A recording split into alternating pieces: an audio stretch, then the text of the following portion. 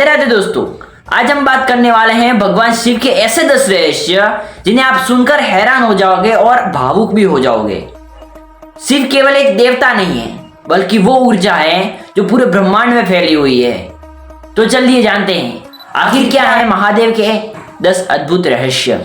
तो चलिए जानते हैं। तो सबसे महत्वपूर्ण पहला बिंदु, भगवान शिव का जन्म कैसे हुआ। भगवान शिव का कोई जन्म नहीं हुआ था, वो हमेशा से हैं।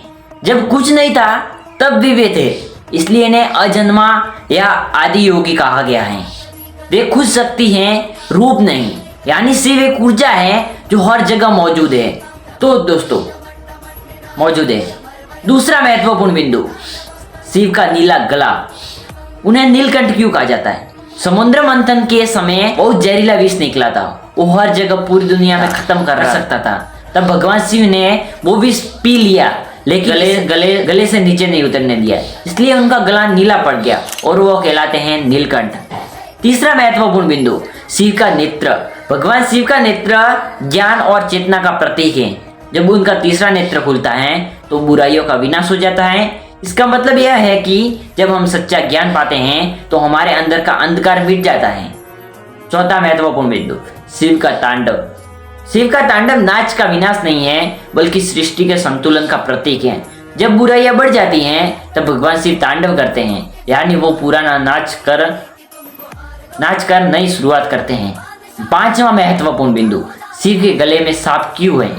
सांप समय और मृत्यु का प्रतीक है। शिव ने उसे अपने गले में लपेट लिया, मतलब इन्होंने मृत्यु पर विजय पा ली है। जो मृत्यु से नहीं डरता वही सच्चा महादेव कहलाता है।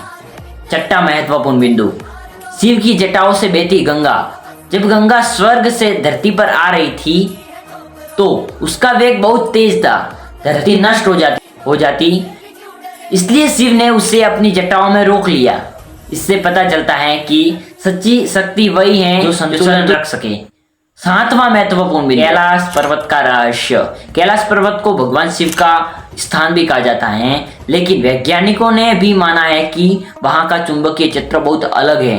कई लोग कहते हैं कि वहां आज भी एक अद्भुत ऊर्जा महसूस होती है। वो हर जगह दुनिया से नहीं भक्ति से समझी जाती है। शिव का आठवां महत्वपूर्ण बिंदु, शिव के 5 मुख। शिव के 5 मुख तत्वों का प्रतीक है पृथ्वी, जल, अग्नि, वायु, आकाश। यानी शिव पूरी प्रकृति में मौजूद है, हर चीज में, हर दिशा में, हर कण में, हर वस्तु में। शिव बिना सब है और शक्ति बिना शिव के अधूरे हैं। दोनों का मिलन ही सृष्टि है, इसलिए इन्हें अर्धनारीश्वर कहा जाता है। दोस्तों अर्धनारीश्वर पुरुष आदि नारी और आधा पुरुष होता है, यानी संतुलन का सबसे सुंदर रूप। सबसे मोस्ट इम्पोर्टेंट पॉइंट, शिव का मौन और ध्यान। भगवान शिव हमेशा ध्यान में रहते थे। वो हमेशा सिखाते हैं कि सच्चा बल शांति में है, कि क्रोध में नहीं। जब हम ध्यान लगाते हैं तो हमारे अंदर शिव का तत्व जागता है। इसलिए कहा गया है ओम नमः शिवाय, जाप हर दुख मिटा देता है। अंतिम संदेश, भगवान शिव हमें सिखाते हैं सादगी में ही शक्ति होती है। मौन भी हर उत्तर देता है और विनाश के बाद भी सृजन होता है। जब भी हर हर महादेव बोलो तो याद रखो, वो आवाज सिर्फ मंदिरों की नहीं है, तुम्हारे अंदर के शिव गूंज रहे हैं।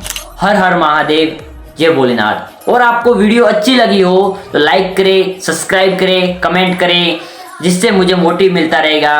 और अगले पार्ट के लिए सब्सक्राइब कर दे, इसलिए आपके पास बेल आइकन दबा लीजिए। जय श्री राम, राधा रानी की जय। अब मिलते हैं दूसरे वीडियो में।